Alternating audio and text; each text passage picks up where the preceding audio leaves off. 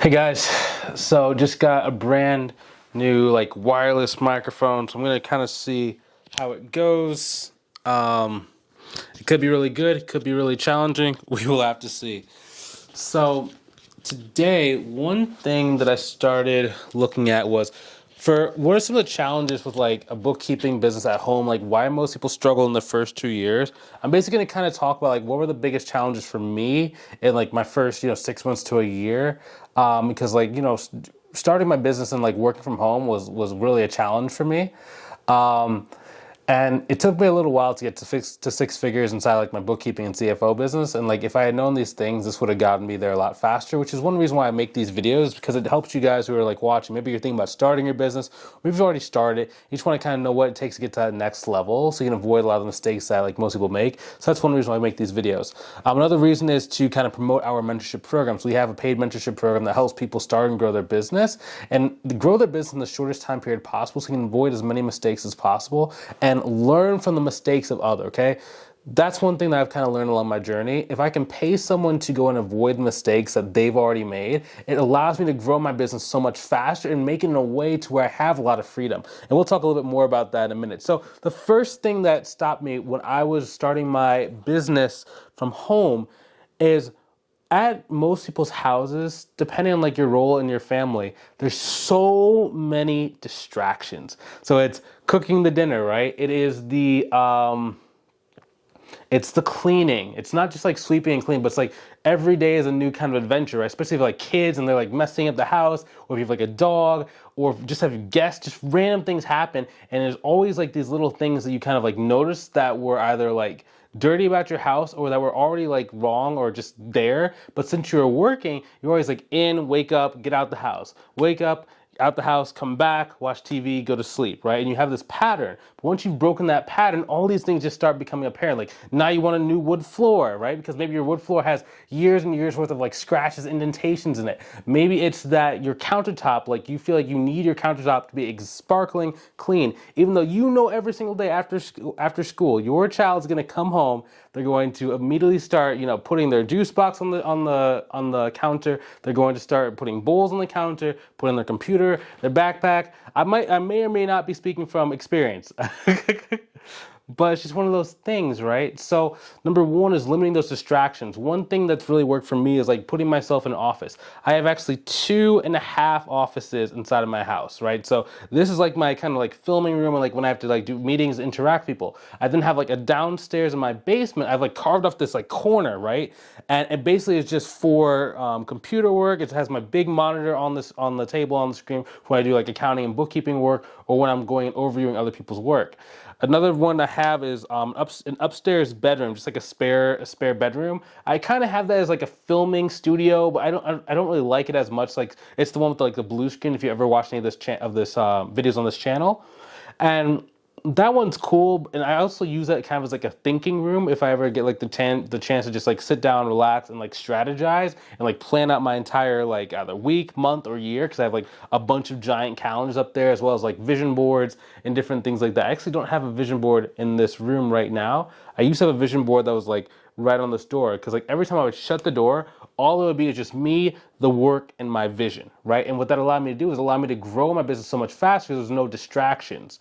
And that's number one. Another thing you can do is really set schedules on your phone. So you can put in the cleaning time, right? But you have to make sure that's in time zones that are very conducive to growing your business. So one thing for me, when I first got started, me and my business partner, so we did not know what we were doing. We felt very, very overwhelmed. So every time we would either feel overwhelmed, or we wouldn't know what to do, or we just wouldn't have any sales, we would literally go and just either drive to the grocery store, or we would walk around the mall. We would do anything we could, just creating just random distractions in our mind, so we didn't have to face the work and face the challenges at hand.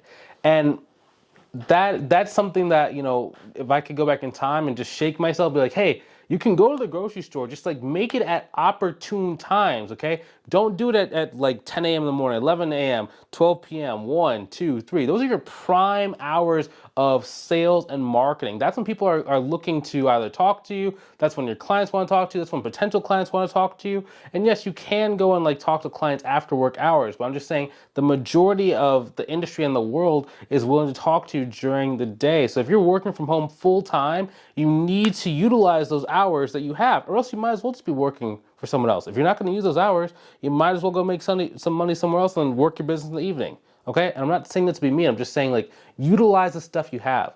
If you're watching this thing and maybe you're working your business from home, maybe it's what you're doing full time, and you're not fully taking advantage of all the extra time, like you're really doing yourself a disservice. I cannot tell you the number of people who are like in the comment section, in my messenger, on consultation calls, like for our program, saying like they don't have very much time because they have a family, they have a job, etc., right? So if you do have this time, take as much advantage of it as you possibly can. I know it's overwhelming. I know there's a lot of stuff you got to do. Just bear with me. And next, we'll go and do the next thing. So next thing would be scheduling, right? So we started talking about scheduling, but first, like scheduling your want to do. So that's like the time you want to go to the grocery store, the time you want to go to the park with your children, the time that you want to be able to go and maybe go do like an ice cream run, right? Maybe I may or may not do ice cream runs, right? I'm getting healthier right now.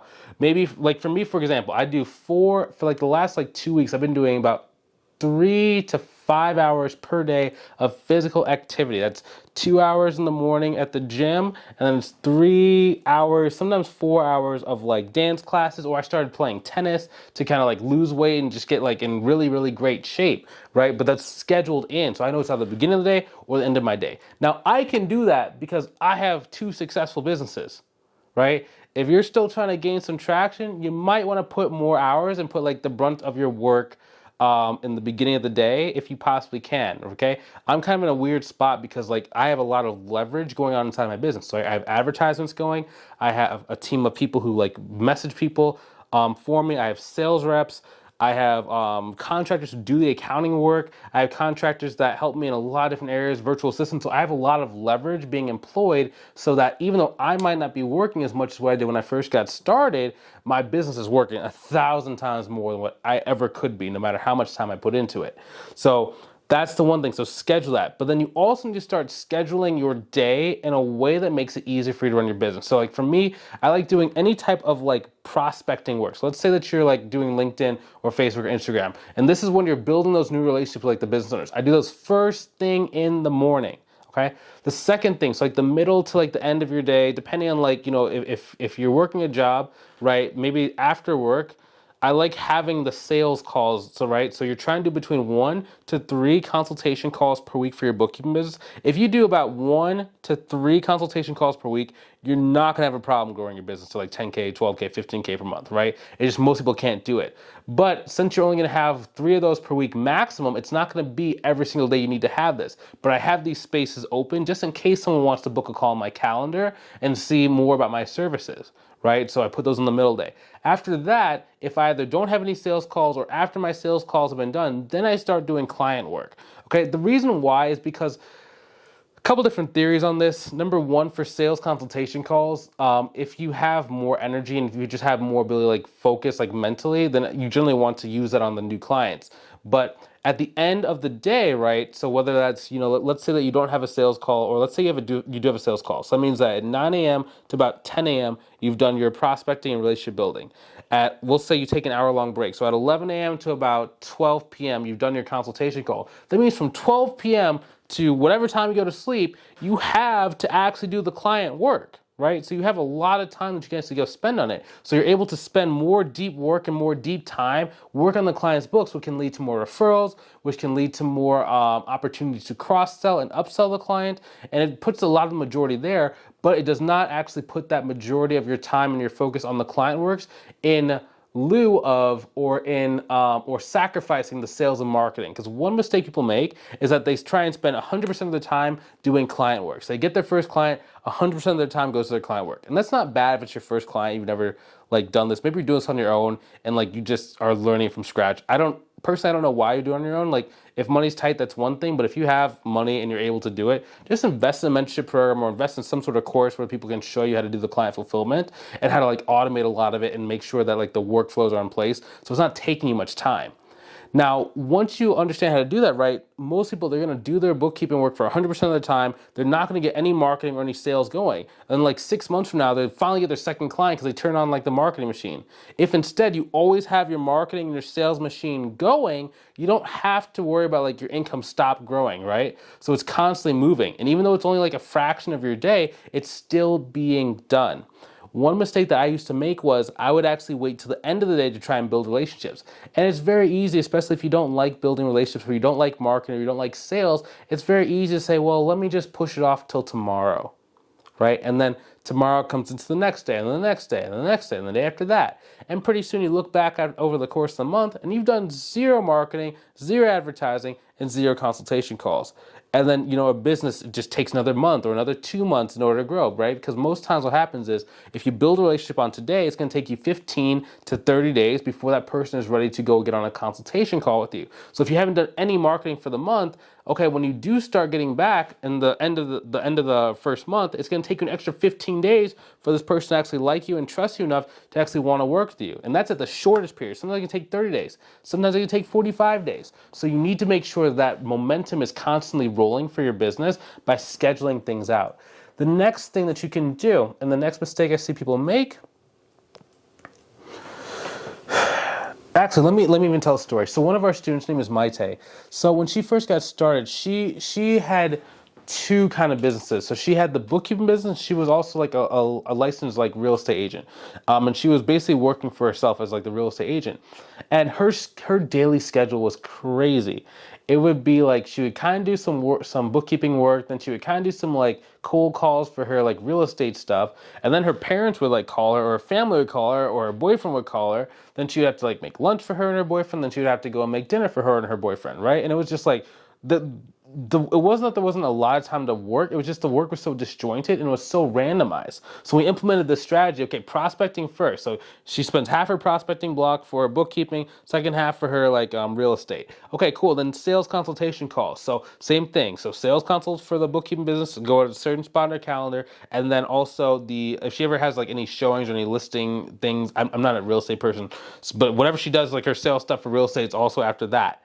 And then we actually have a block inside of her schedule for when her parents call her or when someone calls her. She tells them if they call her prematurely, she sends a text and says, hey, I cannot speak until now. The next time I have a break is going to be 2:00. Let me call you back then. Is that okay? And the person generally says yes. Because it's rarely an emergency. It's just people just want to talk, right? So she calls them at that time and does not disrupt her flow.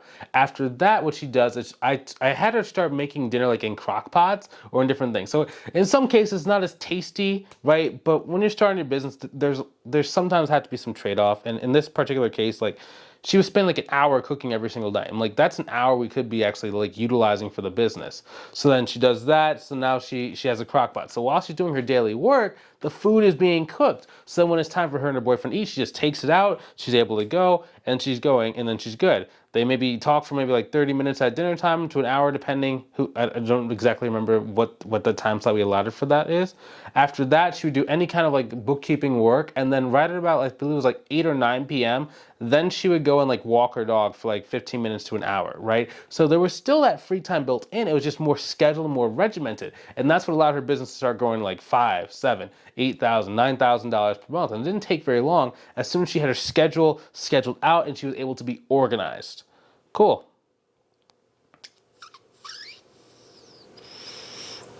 Cool, so those are the main things. I'm gonna end the video there because I know it's getting a little bit long. But yeah, the scheduling and just like making sure that like it's okay to feel overwhelmed. It's just if you're gonna feel overwhelmed and you know that your personality is like you get stressed and overwhelmed very quickly and very like easily, and that's relative. Like some people, very easily is relative. What I might think is easy compared to what someone else thinks is easy is relative. But just start knowing yourself and developing an awareness. And if you do have those moments to where like it's hard to think, or you're just like groggy, or maybe get very irritable, or maybe get really hungry, start building your schedule around that so you can set yourself up for success. If you can have consistency in that schedule and you can control your schedule, you can control your income to a certain degree, okay? So hopefully this video has been very helpful. I wish I had known this when I got started. Yeah, that's been one of the biggest secrets to my success is having this schedule. Just everything is Google Calendar. I know exactly where my time is going every single day, okay?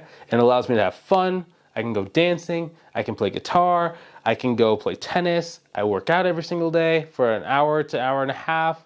Yeah, I have fun. I play with my partner's son. Yeah, I see my family every once in a while, so I have a lot of free time, but I have enough time built into my life and into my schedule to be successful.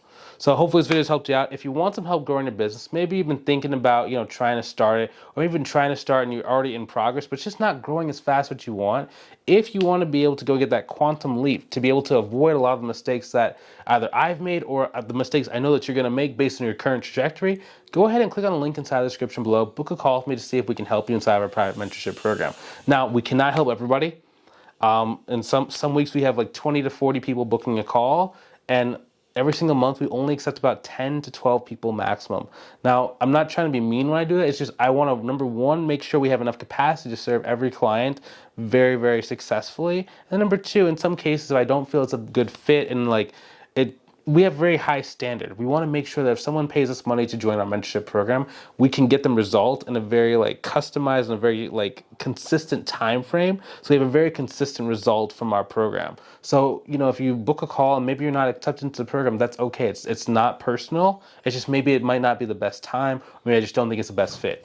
If for whatever reason it's not the best fit, I'm going to point you in the right direction to make sure you at least have a plan of action to be able to go and find success in your business. So if that's you and you want to see if you qualify for the program and if you would be a good fit, go ahead and click on the link inside the description below. You're going to book a call. You're either going to speak with myself or one of my team members to see if it's a good fit. I'll see you on the other side. Have a great rest of your day. Take it easy.